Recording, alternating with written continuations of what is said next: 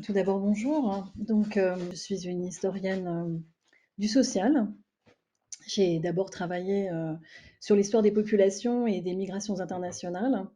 Donc, la question de l'ignorance n'était pas spécifiquement au cœur de mes premiers travaux, puisque ma thèse sur l'histoire des migrants italiens vers la France et les États-Unis en perspective comparée portait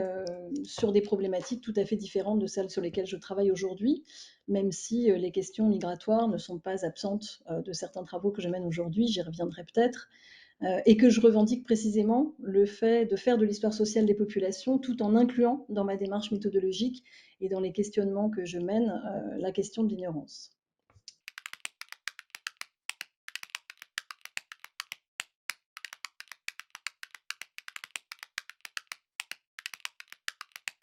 La cérus est un produit extrêmement ancien qui est connu depuis l'Antiquité et qui est fabriqué de manière artisanale et utilisé depuis l'Antiquité essentiellement dans des fards, des maquillages et comme produit pharmaceutique également, en tout cas entrant dans les pharmacopées antiques et médiévales. Et puis c'est un produit qui a connu des processus d'industrialisation, notamment à partir du XVIIIe siècle, d'abord en Hollande et puis en Angleterre. C'est en fait un carbonate de plomb, c'est-à-dire c'est un produit qui est issu de l'oxydation du plomb. On utilisait, à partir du XVIIIe siècle, on utilisait des plaques de plomb qui étaient entourées sous forme de petits escargots, qui étaient placés dans des petits godets et qui étaient eux-mêmes euh, alignés de manière extrêmement systématique sur des rangées très très longues dans des ateliers et placés ils étaient placés au-dessus de fumier animal hein, qui produisait un dégagement d'acide carbonique pour obtenir finalement ce procédé d'oxydation du plomb. Et le plomb, quand il est oxydé, eh bien, il blanchit.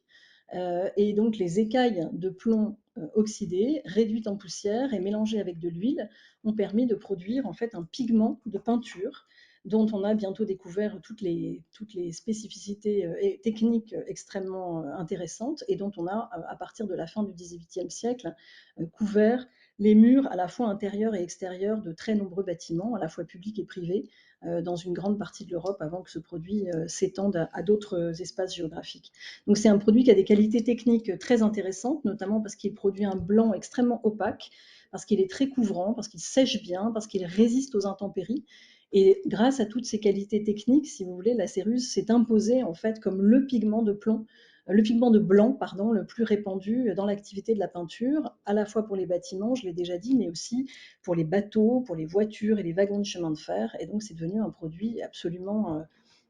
répandu, si vous voulez, dans des espaces extrêmement importants. Ce produit, eh bien, il est dangereux. Ce produit, en fait, il est dangereux à la fois pour ceux qui le fabriquent et pour ceux qui l'utilisent. C'est-à-dire que comme tout composé de plomb, et la toxicité du plomb est extrêmement bien, je dirais, non pas documentée, mais observée, en tout cas, depuis l'Antiquité elle-même, et de manière beaucoup plus importante à partir du XVIIe siècle. Ce produit, donc, il est dangereux parce que le plomb, quand il est présent dans le sang des individus, eh bien, a des conséquences extrêmement graves sur divers organes. Il produit des atteintes neurologiques graves, des paralysies, des atteintes du rein et peut conduire à la mort.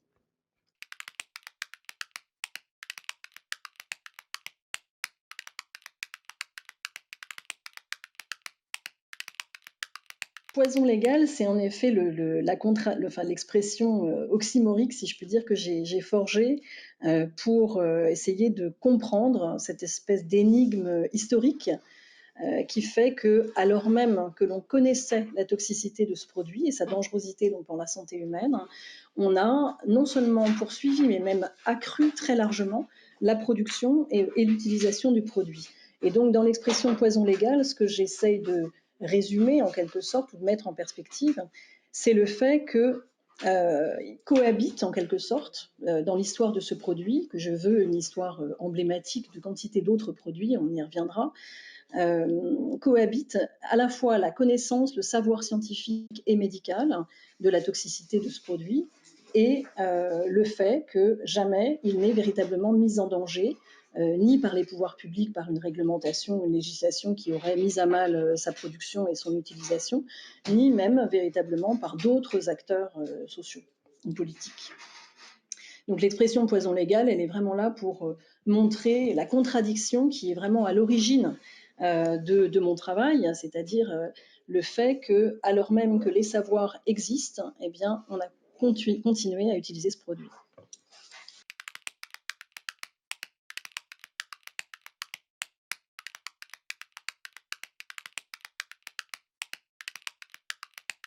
Alors en effet, dans un laps de temps extrêmement court, au milieu du 19e siècle, en gros entre 1845 et 1852, il y a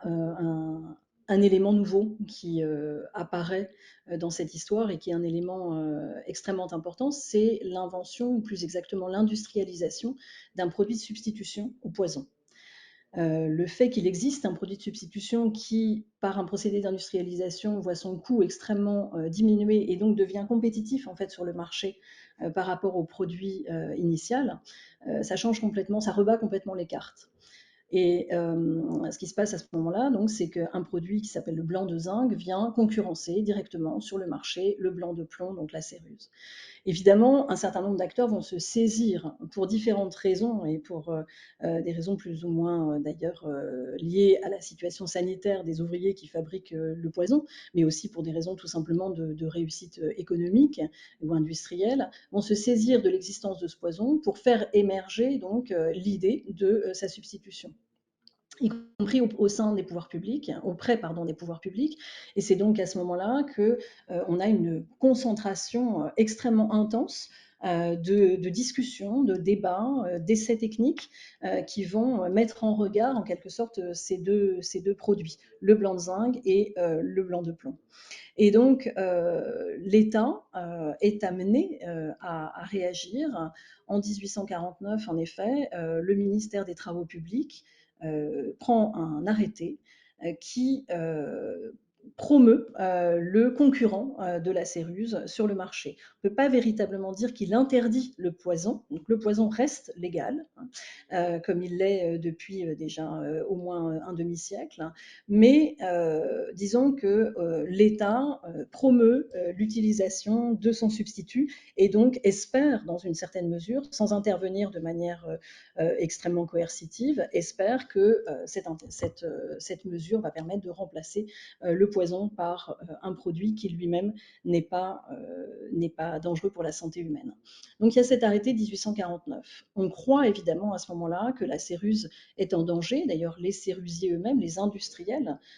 sont saisis en quelque sorte par cette inquiétude très importante. Donc ils cherchent d'une certaine manière à s'arranger avec d'autres industriels pour sauver leurs produits et pour même tenter d'ailleurs de se suicider collectivement. C'est tout à fait surprenant. En vendant en quelque sorte un certain nombre de leur savoir-faire et un certain nombre de leurs bâtiments industriels aux industriels qui vont reprendre le flambeau, sont censés reprendre le flambeau. Et puis, quelques années plus tard, ou plutôt quelques décennies plus tard, avec le recul nécessaire pour voir les évolutions éventuelles sur le marché, on constate qu'en fait, cette substitution n'a pas eu lieu. Alors, comment expliquer que cette substitution n'a pas eu lieu? Ben, c'est l'objet en fait de ce qui porte véritablement sur l'ignorance dans ce projet, dans cet ouvrage. C'est d'essayer de comprendre en fait la boîte à outils en quelque sorte de la fabrication de l'ignorance qui se met en œuvre, se met en place et qui occupe toute l'histoire du second 19e siècle.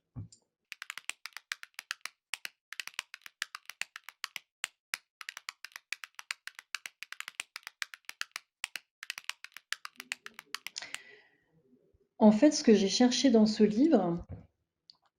euh,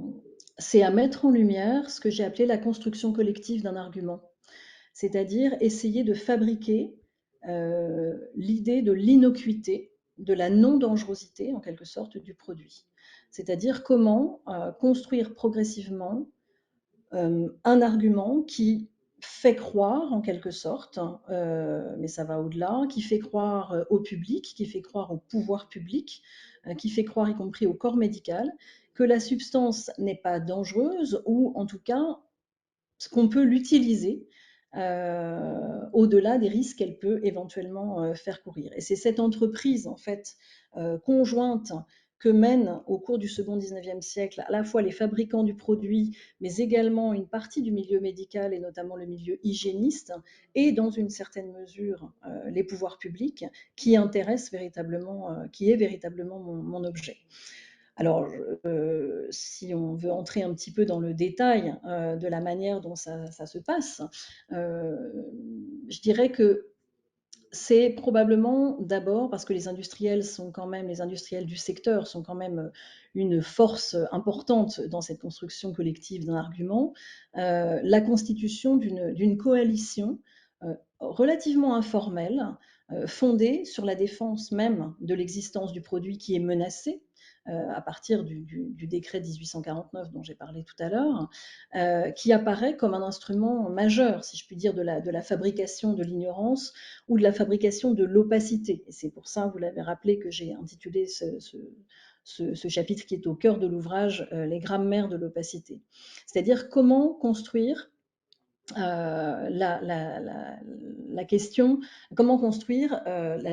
l'opacité à propos du risque que ce produit fait peser sur les ouvriers qui le fabriquent, encore une fois, et sur les ouvriers qui l'utilisent, qui sont deux groupes tout à fait différents, on pourra y revenir. Et donc, je dirais qu'il y a les fondements d'abord d'une solidarité économique sectorielle, puisque le secteur industriel lui-même est en danger, qui apparaît très importante dans un secteur qui est pourtant relativement concurrentiel, mais cette solidarité, elle s'explique par des configurations familiales et par des configurations géographiques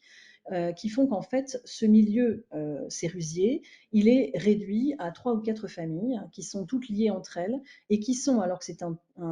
secteur relativement limité de l'industrie chimique en termes à la fois de capitaux et de main-d'œuvre, qui sont extrêmement liées à la puissante industrie textile du Nord, qui, elle, évidemment, est un secteur industriel extrêmement puissant.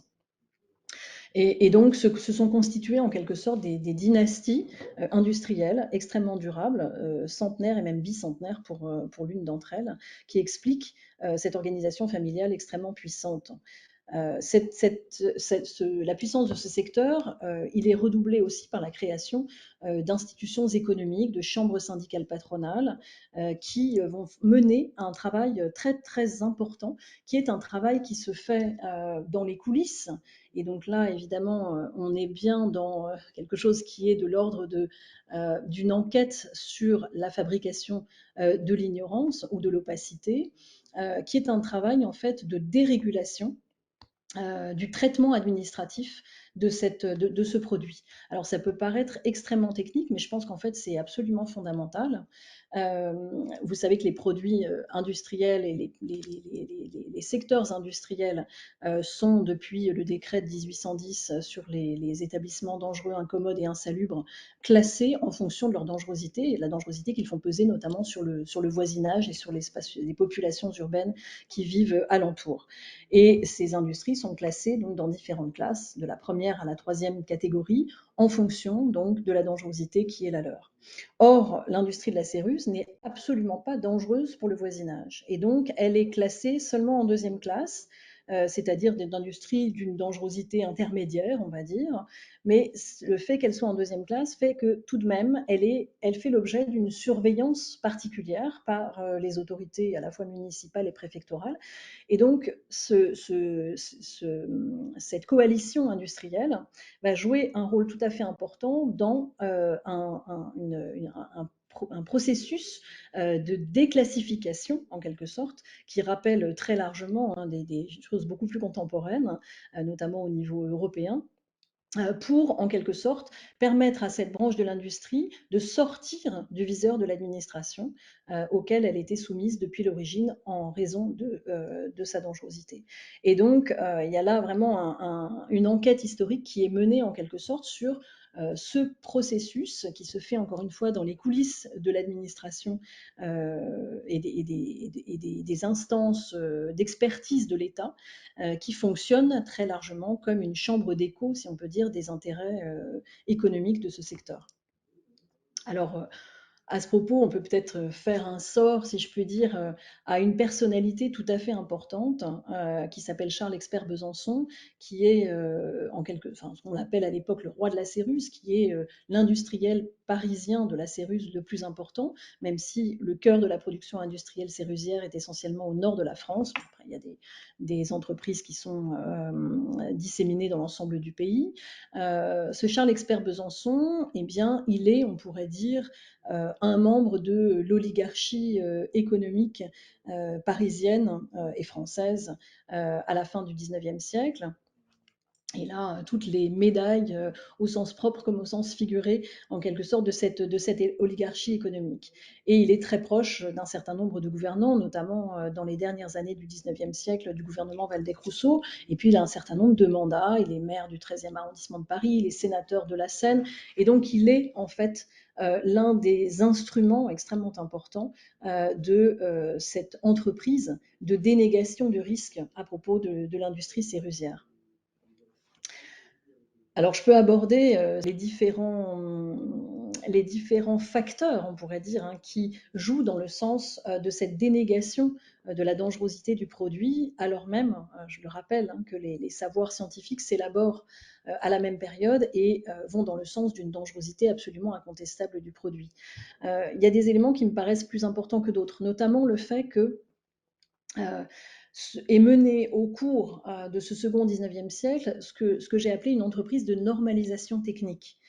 C'est-à-dire que le secteur industriel de la Céruse cherche à accréditer l'idée selon laquelle le progrès technique viendrait en quelque sorte combler les insuffisances du secteur et résoudre en quelque sorte les débordements sanitaires du produit. Et avec l'entrée dans l'âge des machines, si vous voulez, on met en quelque sorte le progrès technique au service d'une amélioration des conditions hygiéniques du travail ouvrier qui permet d'accréditer les efforts déployés par des industriels dévoués qui se sacrifieraient en quelque sorte pour améliorer la santé de leurs ouvriers. Et donc, ce qui est présenté, je dirais, y compris par certains historiens, comme une entreprise de modernisation de l'industrie à la fin du XIXe siècle, m'apparaît en l'occurrence plutôt comme la fabrique de l'invisibilité, de la nocivité de ce secteur industriel, qui en fait ne peut pas faire l'économie de l'empoisonnement, qui est absolument nécessaire, même si on peut, dans une certaine mesure, le réduire. Et donc, ce second 19e siècle, il voit quantité d'ouvrages techniques, de descriptions d'usines, de rapports aux expositions universelles ou de dépôts de brevets, par exemple, aller dans le sens de la réduction de l'ennemi numéro un, en quelque sorte, dans cette industrie, qui est donc la poussière de Céruse, la poussière de plomb. Donc, on invente, par exemple, des nouveaux appareils à pulvériser la céruse qui feraient, selon les brevets qui sont déposés à cette époque, disparaître toute cause d'insalubrité. Et en fait, quand on met en regard dans l'enquête historique l'accumulation de ces nouveaux brevets et tout le discours qui les accompagne de la part des industriels, quand on met en regard donc d'une part cette entreprise de modernisation présentée comme telle et d'autre part les chiffres, c'est-à-dire les statistiques sanitaires, même si là aussi il y aurait beaucoup à dire, eh bien on constate en fait que ces innovations techniques n'ont absolument pas créé, si vous voulez, d'amélioration réelle en matière sanitaire pour les ouvriers. De la même manière, je dirais que dans ce discours commun, si vous voulez, dans cet argument collectif qui est porté et construit pendant un demi-siècle, eh bien, il y a également un discours de mise en cause des savoirs scientifiques, mais également des savoirs profanes d'ailleurs, sur la maladie. Alors, sur les savoirs profanes, il y a tout le thème extrêmement bien connu des historiens autour de la simulation de la part des ouvriers ou de leur négligence, qui sont perpétuellement brandis en quelque sorte hein,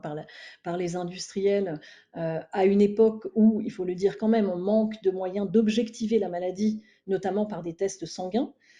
Et donc, dans la construction collective de cet argument, il y a très clairement une mise en cause des savoirs médicaux sur le saturnisme, donc la pathologie qui provient, si vous voulez, qui est le résultat de l'exposition au plomb. Et il est vrai que, si vous voulez, chaque faille en quelque sorte du savoir est utilisée par les industriels pour mettre en cause la validité de l'expertise médicale en quelque sorte. Notamment parce que cette maladie est tout à fait particulière. Cette maladie, en fait, le saturnisme, c'est plus un ensemble de symptômes plus qu'une pathologie véritablement circonscrite,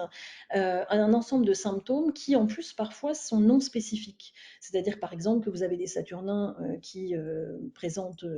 des poussées de fièvre très importantes et d'autres pas du tout. Vous avez, par exemple, des Saturnins qui présentent un liseré gingival, c'est-à-dire une marque sur la gencive qui montre l'accumulation du plomb dans l'organisme, et d'autres qui ne le présentent pas. Et surtout, il y a une immense variabilité interindividuelle dans les symptômes qui apparaissent et dans les signes visibles de la maladie. C'est-à-dire que dans la même usine, pour le dire de manière plus pratique, dans un même atelier même, où on est donc théoriquement soumis aux mêmes conditions d'exposition aux produits, tel ouvrier va avoir des accidents saturnins, faire une crise saturnine au bout de quelques jours de travail ou de quelques mois d'exposition au poison, et tel autre, au contraire, travaille pendant 10 ans ou 20 ans sans présenter le moindre symptôme d'intoxication. Ça ne veut évidemment pas dire qu'il n'est pas malade, mais en tout cas, il n'y a pas de signe visible de sa pathologie. Et cela, les médecins ne savent pas l'expliquer, y compris d'ailleurs au XXe siècle.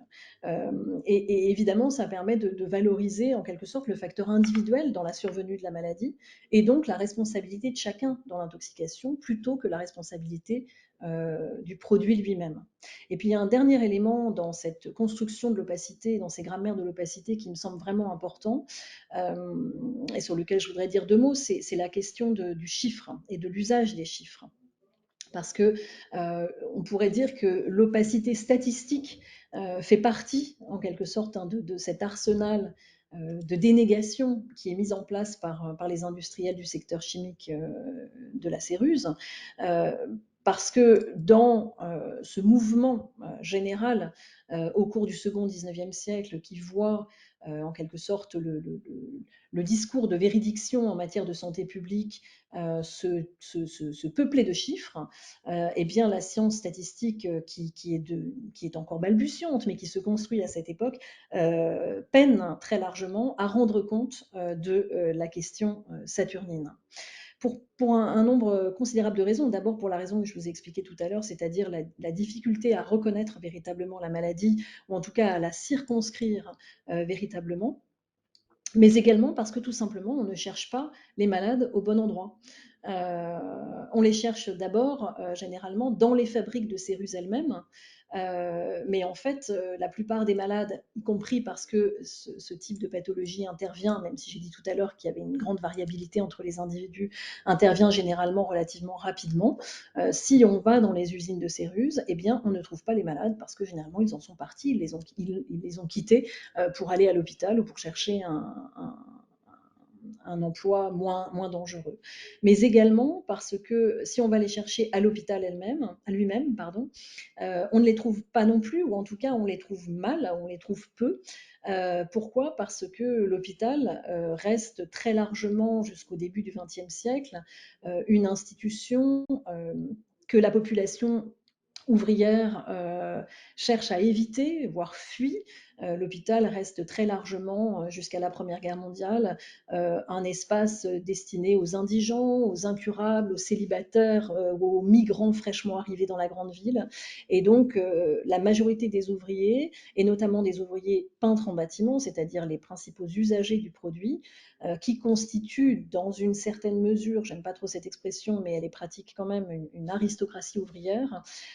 échappe en fait au relevé statistique hospitalier parce qu'elle ne va pas à l'hôpital pour se faire soigner. Et tant que la maladie n'est pas une maladie à déclaration obligatoire, ce qui n'intervient qu'au début du XXe siècle, eh bien on ne trouve pas les ouvriers à l'hôpital. Et en revanche, les dispensaires syndicaux ou les médecins de ville, tout simplement, ne tiennent pas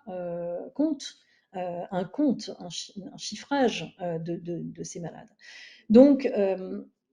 voilà, il y a un usage du chiffre qui, à la fois est tenté en quelque sorte hein, par les acteurs, mais qui contribue en quelque sorte à brouiller, si vous voulez, à la fois la statistique de la morbidité et de la mortalité, et du coup à brouiller les savoirs en général et la dénonciation, on pourrait dire, de, de la maladie.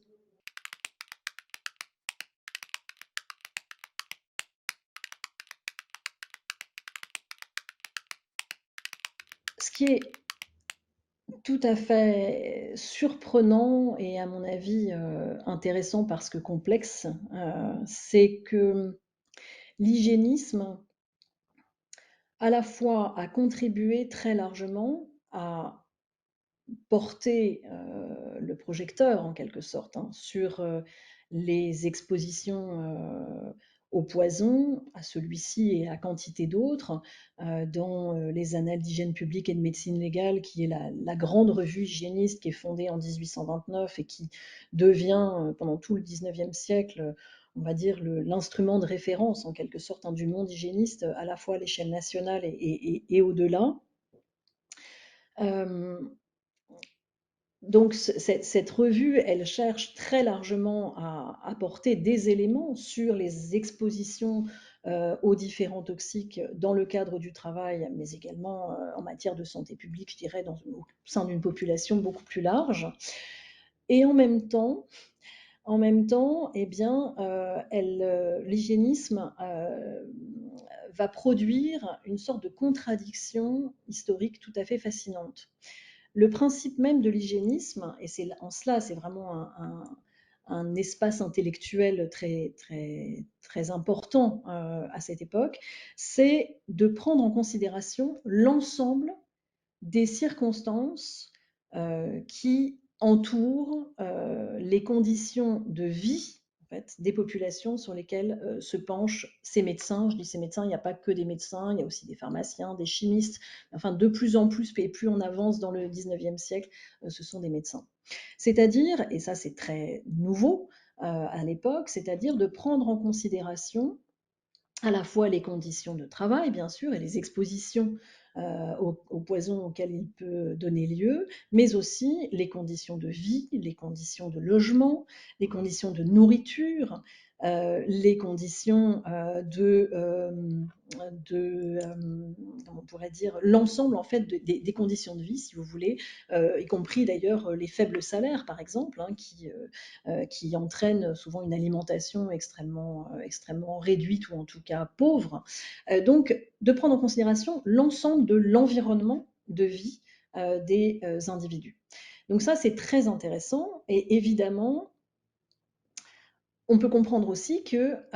cela a tendance à diminuer l'importance du toxique lui-même dans la survenue des maladies, puisqu'on va insister moins en fait sur l'exposition aux produits que sur le fait que les mauvaises conditions de santé ou la faible espérance de vie du monde ouvrier en l'occurrence est le résultat en fait de la somme de ces mauvaises conditions. Et donc d'une certaine manière, l'hygiénisme va avoir tendance à sous-estimer la dangerosité des produits et en tout cas à mettre cette dangerosité au même titre que d'autres éléments, on va dire, d'autres éléments pathogènes, on pourrait dire très généralement, dans les mauvaises conditions sanitaires et donc je disais la faible espérance de vie par exemple et la vie en mauvaise santé d'une grande partie des classes populaires au XIXe siècle. Donc l'hygiénisme, il joue vraiment dans les deux sens. Hein. À la fois, et là je dirais, je me distingue d'un certain nombre de mes collègues historiens qui ont tendance à voir dans le paradigme hygiéniste la négation totale de la toxicité d'un certain nombre de produits utilisés dans le cadre du travail. Je pense que c'est pas du tout le cas et l'accumulation hein, des écrits et aussi les différences qui existent entre les individus, c'est-à-dire que parmi les hygiénistes, il y a un certain nombre d'acteurs, je pense par exemple à Chevalier au milieu du 19e siècle, qui sont extrêmement attentifs à la question des toxiques et des poisons et de leur action directe sur la mauvaise santé des individus. Mais on est bien d'accord, il y a quand même en quelque sorte un brouillage qui est lié à la prise en compte de l'ensemble des conditions de travail et des conditions de vie et des conditions environnementales des individus. Et donc l'hygiénisme, c'est dans une certaine mesure une vision beaucoup plus environnementaliste, beaucoup plus globale que la vision qui préexistait à la vision hygiéniste, qu'on a appelé le paradigme néo-hippocratique ou le paradigme ramazinien, du nom de Bernardino Ramazzini, qui est considéré par beaucoup comme le père de la santé au travail, parce que dès 1700, il a établi une sorte de répertoire des différents toxiques que rencontraient les ouvriers, les artisans dans leur métier et qui provoquaient un certain nombre d'affections chez eux. Et donc on est passé, si vous voulez, de ce paradigme ramadzinien ou néo-hippocratique qui faisait qu'on avait un lien direct, étiologique en quelque sorte, entre un produit toxique et sa fréquentation et l'apparition, la survenue d'une pathologie. On est passé de là à un paradigme hygiéniste qui est beaucoup plus global, qui est beaucoup plus moderne dans une certaine mesure, j'ose le mot, parce qu'il prend en considération l'ensemble, encore une fois, de l'environnement des individus, mais qui, d'une certaine manière, a contribué donc à brouiller la question de la toxicité des produits et donc à opacifier, encore une fois, la dangerosité de ces produits.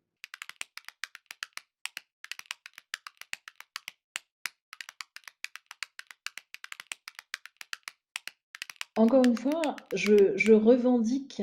vraiment le fait de faire de l'histoire sociale et non pas de l'histoire des sciences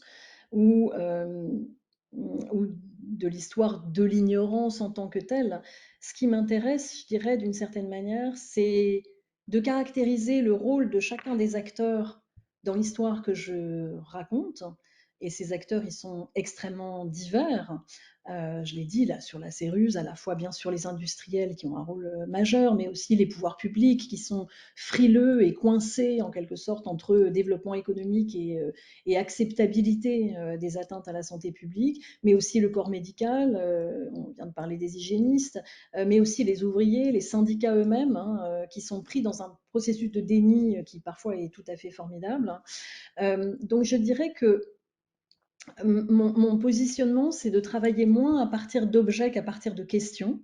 à partir de questionnements transversaux, pardon, et que d'une certaine manière, peu importe les objets sur lesquels portent ces questionnements, dans une certaine mesure, bien sûr. Et donc, mon, mon,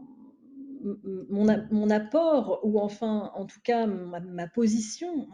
c'est de puiser à toute cette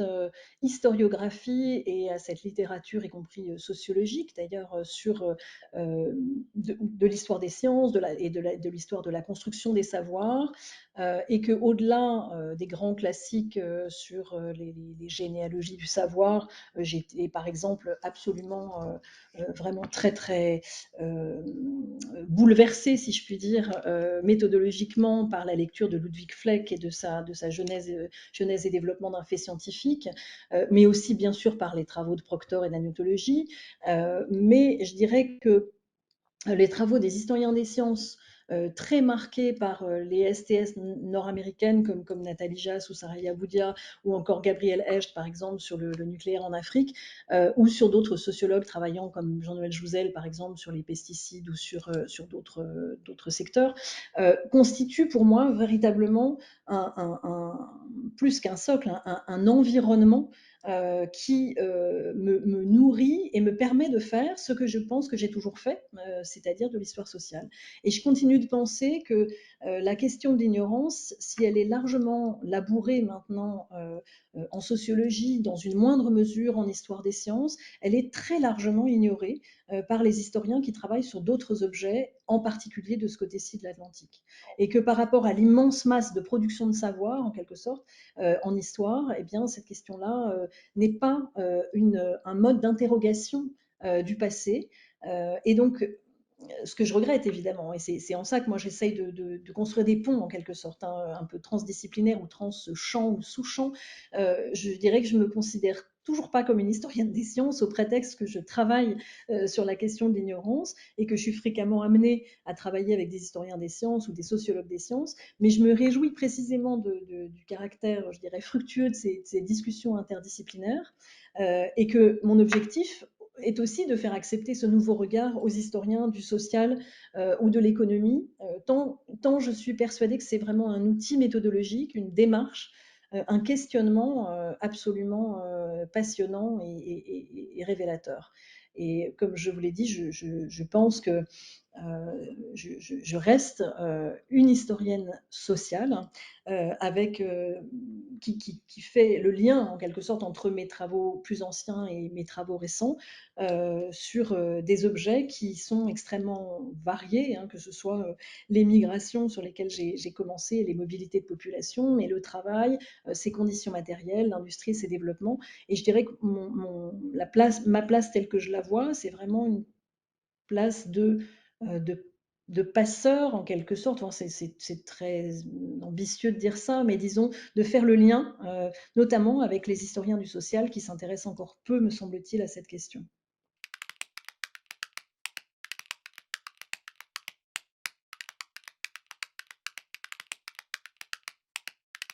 Je suis intervenue d'abord de manière pas du tout habituelle pour moi après l'incendie de Notre-Dame, donc le 15 avril 2019, par une tribune dans Libération qui a été publiée le 3 mai, donc quelques jours après l'incendie, qui s'intitulait Autour de Notre-Dame, un silence de plomb. Euh, et puis, donc, plus récemment, par l'article que vous citez dans la revue d'anthropologie des connaissances, euh, en décembre 2020. Et donc, pour l'historienne que je suis, il y avait quelque chose de neuf qui était de réagir à chaud, en quelque sorte, avec toujours l'inquiétude de parler trop vite, de ne pas avoir de recul historique sur les faits, mais les processus qui se sont mis en place très rapidement dans les jours et les semaines qui ont suivi l'incendie de Notre-Dame m'ont semblé tellement incroyablement résonner avec les processus historiques que j'avais mis au jour dans mon livre sur la Cérus, qui est paru d'ailleurs 2 semaines avant l'incendie, vraiment exactement de manière contemporaine, que je ne pouvais en quelque sorte pas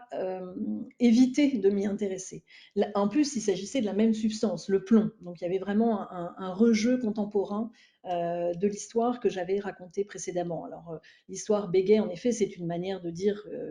de ne pas dire que l'histoire se répète, parce qu'évidemment les contextes sont tout à fait différents, mais il y a un rejeu contemporain quand même tout à fait évident à cet égard. La question que je voulais mettre au jour, c'était la manière dont les pouvoirs publics se sont d'abord tus, puis ont mis en place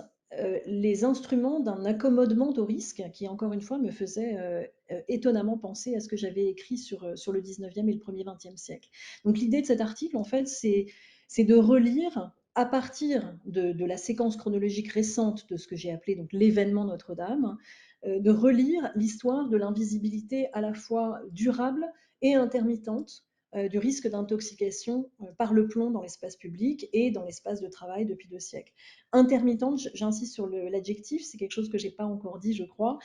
mais c'est l'importance à mes yeux que revêt le fait que l'histoire de l'attention et de la prise en charge, en quelque sorte, de ce que les sociologues appellent la carrière publique du plomb, est très intermittente sur les 2 ou 3 siècles que j'ai balayés en effet avec mes travaux. C'est-à-dire qu'il y a des grands moments de silence, hein, d'opacité totale des discours, ou de confinement des discours dans des arènes ou dans des espaces qui sont tellement restreints que c'est quasiment comme si c'était invisible, en tout cas dans l'espace public, et puis des moments de très forte visibilité. Et donc, dans l'article sur Notre-Dame, ce que j'ai essayé de faire, c'était justement de montrer, d'observer les configurations à la fois sociales, techniques, politiques, qui sont apparues dans les jours et les mois qui ont suivi l'incendie, en matière de gestion publique de ce risque par le plomb, parfaitement connu, à la lumière de l'histoire de l'amnésie collective, en quelque sorte, des dangers avérés de l'usage du plomb. En retraçant une chronologie assez précise des faits qui sont intervenus après l'incendie. Donc je disais d'abord le silence, extrêmement pesant, ce silence de plomb, puis une intervention timide et on pourrait dire mal ajustée pour atténuer et brouiller le risque d'exposition des riverains au plomb, qui passe y compris par des assertions scientifiquement parfaitement inexactes émises par les pouvoirs publics, par exemple le fait que la seule exposition massive est dangereuse, ce qui est tout à fait faux, parce que le saturnisme chronique, il est connu depuis le début du XXe siècle. Et puis, la mise en place, enfin, de mesures partielles qui parfois confinent à l'absurde. On ferme le jardin qui est situé juste derrière Notre-Dame, mais on laisse accessible aux enfants un autre jardin public qui est situé à 50 ou 100 mètres juste de l'autre côté de la Seine. Et enfin, quand les faits, quand des révélations, en particulier par l'article retentissant de Mediapart en juillet 2019, rendent le déni impossible, on relativise le risque en usant d'un stratagème destiné à maintenir l'ignorance, qui est cette notion de bruit de fond, c'est-à-dire de pollution de fond qui diminuerait mécaniquement, en quelque sorte, le rôle de l'incendie de Notre-Dame dans la pollution au plomb de l'espace parisien, en montrant qu'en fait, l'ensemble des usages anciens, y compris révolus, du plomb dans l'espace public a généré une pollution extrêmement importante. Et là aussi, il y a toute une question, mais je n'ai pas le temps de rentrer dans le détail, mais sur l'usage des chiffres, l'usage des seuils de pollution dite habituelle que l'on fixe de manière assez dogmatiques et sans discussion d'experts, et qui permettent là aussi de diminuer mécaniquement l'intervention publique, ou en tout cas les espaces dans lesquels elle est censée avoir lieu. Donc ce qui m'a intéressé vraiment dans l'histoire de Notre-Dame, c'est ce rejeu de l'histoire, hein, ce bégaiement en effet. Et ce bégaiement, il est poussé à l'extrême, en quelque sorte, par la décision présidentielle en juillet 2020, donc un peu plus d'un an après l'incendie, de reconstruire la cathédrale à l'identique, y compris en termes de matériaux. C'est-à-dire qu'on va remettre 450 tonnes de plomb dans la flèche et dans le toit de Notre-Dame, ce qui vient évidemment en quelque sorte recouvrir d'une chape d'ignorance l'accident et les savoirs qui ont été élaborés à l'occasion de cet accident. Là où l'histoire ne bégait pas complètement, et c'est aussi ce qui m'a intéressé sur Notre-Dame, c'est que ce qui change avec cet événement Notre-Dame, c'est la nature du public concerné par l'exposition. Et là aussi, en tant qu'historienne, je trouvais que c'était intéressant, puisque jusqu'ici, les publics exposés à l'exposition au plomb, massivement, je ne parle pas de l'exposition générale de l'ensemble de la population avec l'essence au plomb, mais qui a été interdite dans l'Union européenne en 2000, donc qui diminue considérablement depuis, eh bien, c'est un public sans ressources économiques ni sociales, de classe populaire, voire de mal logés, par exemple, dans les espaces de l'habitat indigne aujourd'hui. Et avec Notre-Dame, il y a un nouveau public, en quelque sorte, qui a fait irruption dans cette histoire, qui est un public largement doté de toutes les ressources qui font défaut ou qui faisaient défaut au premier, en raison évidemment de la sociologie des populations situées sous le nuage, c'est-à-dire le centre et l'ouest parisien. Et cette modification brutale de la population concernée par l'intoxication, à mon avis, est un élément fondamental de la mise en visibilité de la question et du dévoilement des faits. Donc l'histoire ne bégait pas complètement à ce sujet.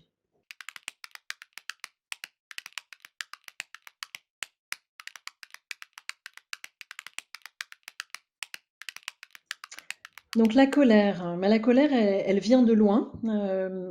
Comment, j'ai un petit peu retracé mon parcours de recherche en histoire, comment en partant de l'histoire des migrations, j'en suis arrivée à m'intéresser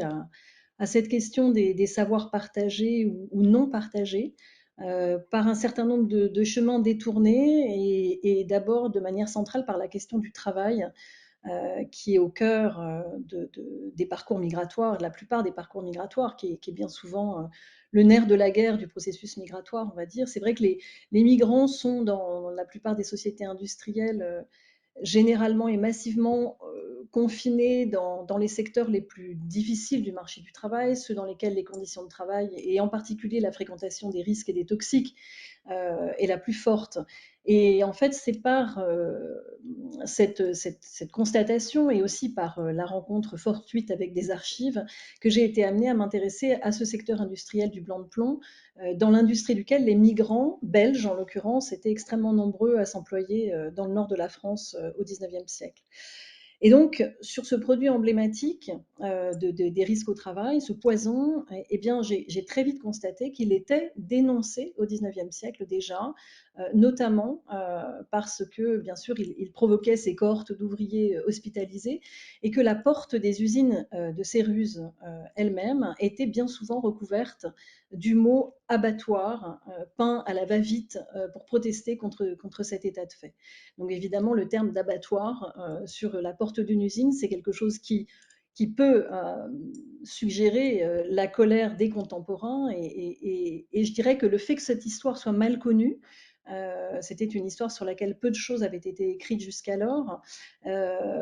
alors même que cela constituait, on peut dire, un fait social marquant au XIXe siècle. C'est ce qui m'a décidé à faire sortir de l'oubli cette histoire. Et je dois dire que j'ignorais moi-même alors les répercussions très contemporaines de cette histoire. Et dans le même temps, dans le temps où j'étais prise de cette colère, j'ai découvert un article qui a été un coup de tonnerre pour moi, un article de Didier Fassin, médecin et anthropologue de renom, un article publié dans la revue Genèse en 2003 et qui s'intitule Naissance de la santé publique et qui porte sur l'apparition, au milieu des années 1980, d'une épidémie de saturnisme infantile en région parisienne, due à l'ingestion par des enfants logés dans des immeubles insalubres d'écailles et de poussières de peintures anciennes qui contiennent du plomb. Et dans cet article, Fassin à la fois envisage on va dire les transformations majeures de l'appréhension savante du saturnisme infantile dans les années 80 par ces médecins, mais aussi la modification de la perception de l'épidémie et du regard des acteurs, et en particulier des médecins. Et il met au jour, il écrit, une réalité, je cite, une réalité jusqu'alors méconnue, que cette pathologie, considérée en quelque sorte comme une pathologie révolue, une pathologie d'un autre âge, sur laquelle un voile d'ignorance s'est donc déposé avec le temps. Et donc cette expression de réalité jusqu'alors méconnue pour désigner le saturnisme a fonctionné chez moi comme une sorte de poil à gratter pour l'historienne que j'étais et que je suis. Pour désigner donc cette réalité méconnue qui pourtant était parfaitement connue à une époque antérieure et puis qui avait été en quelque sorte recouverte par un rideau opaque, par un processus d'invisibilisation dont j'ai décidé de faire l'objet de mon enquête pour essayer d'en comprendre tout simplement les déterminants historiques. Donc il y a dans mon travail une sorte de mise en abîme, je dirais, ou de structure en poupée gigogne dans ces premiers travaux sur l'ignorance. C'est-à-dire qu'à la fois, je m'intéresse à une substance qui est mal connue des historiens et donc du public en général, mais qui elle-même a fait l'objet d'une fabrication de l'ignorance à l'époque où elle était fabriquée et utilisée afin de maintenir sa puissance sur le marché, j'en ai déjà parlé. Et en même temps, je constate que cette ignorance publique, eh bien, elle s'est maintenue, y compris dans le corps médical contemporain, à la fin du XXe siècle en l'occurrence,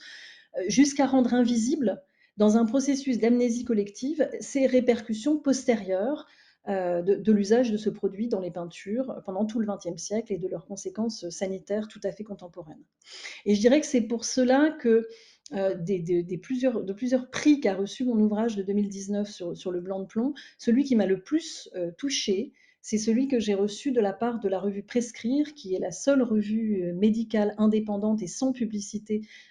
dans le paysage français aujourd'hui, et qui, depuis sa fondation au début des années 1980, fait un véritable travail d'investigation sur la nature des médicaments, mais aussi sur la routine professionnelle de la pratique médicale, et qui cherche à guider les médecins généralistes dans leur pratique, qui n'a pas véritablement l'habitude de remarquer ou de mettre en valeur des ouvrages d'histoire. Mais du coup, recevoir ce prix, pour moi, c'était le signe pardon, que mon livre participait dans une mesure modeste et à son petit niveau à la manifestation de la vérité ou à comprendre les processus qui permettaient l'occultation partielle, ce confinement des savoirs en matière de santé humaine et qui pouvaient être utiles aux médecins généralistes aujourd'hui pour les inciter à transformer leurs pratiques, par exemple à dépister le saturnisme saturnisme chez des patients, en particulier chez des enfants. Des médecins qui, bien souvent, n'en ont pas les outils, c'est-à-dire ils ont les outils, bien sûr, toxicologiques, même si la toxicologie n'est qu'une toute petite partie des études de médecine, mais ils n'en ont pas les outils en termes de contexte, on va dire, socio-scientifique ou politique, pour connaître l'actualité de l'épidémie de saturnisme contemporaine, liée bien souvent au mal logement. Et donc,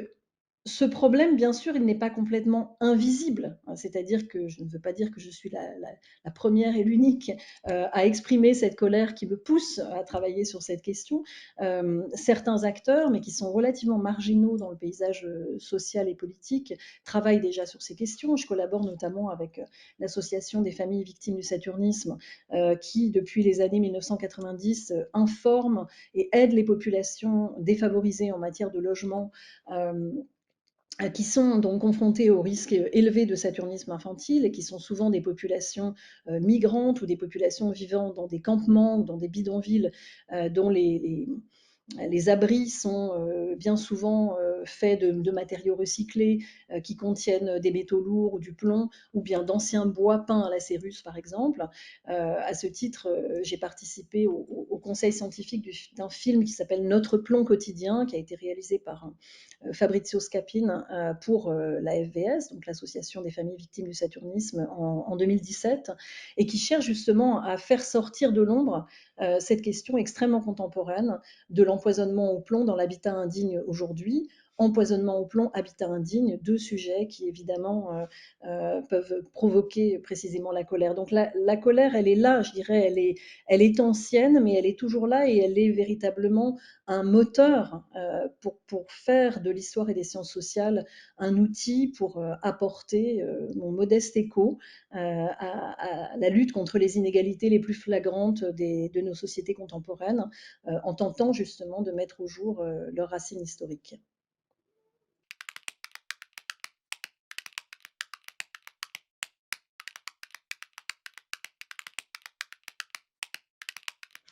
Alors parmi les projets,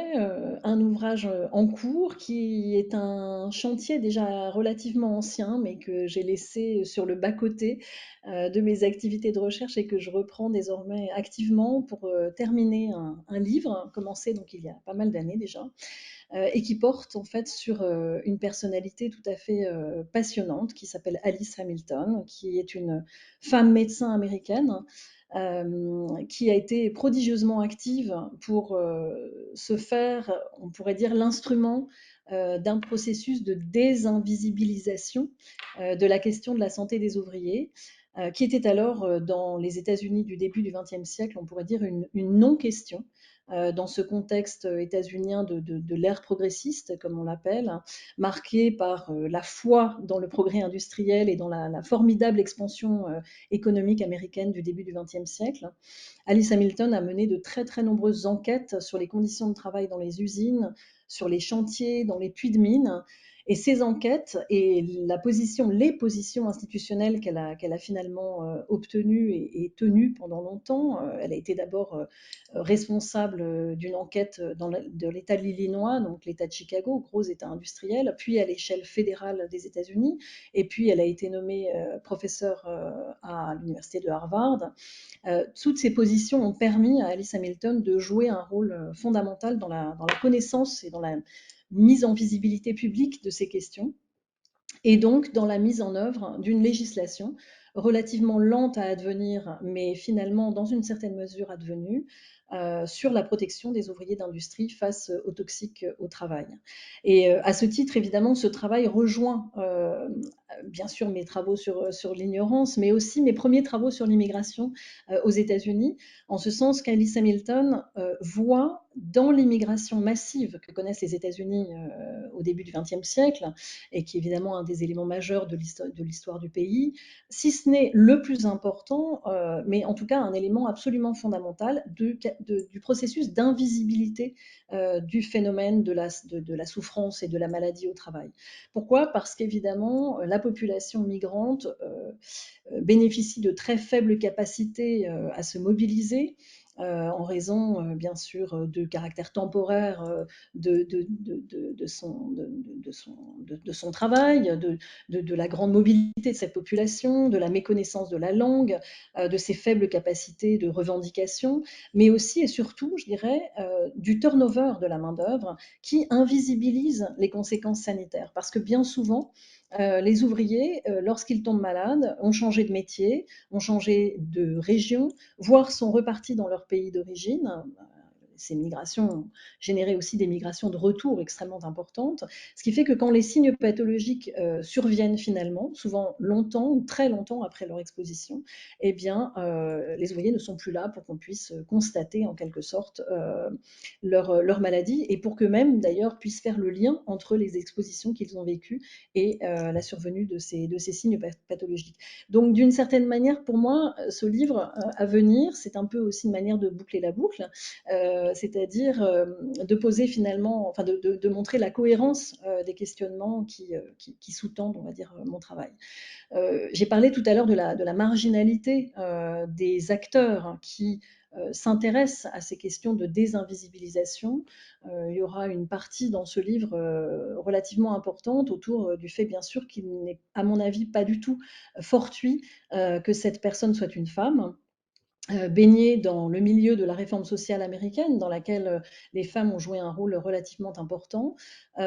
Mais ça va évidemment dans le sens de l'une de mes convictions, qui est bien que le dévoilement des savoirs, la lutte contre l'ignorance, vient très souvent de la périphérie de l'espace social et de l'espace savant, et non de son centre. Et évidemment, Alice Hamilton, elle est périphérique par sa position de femme, avec tout ce que cela peut comprendre d'infériorisation, de non-crédibilité de son discours dans le champ public et dans le champ savant.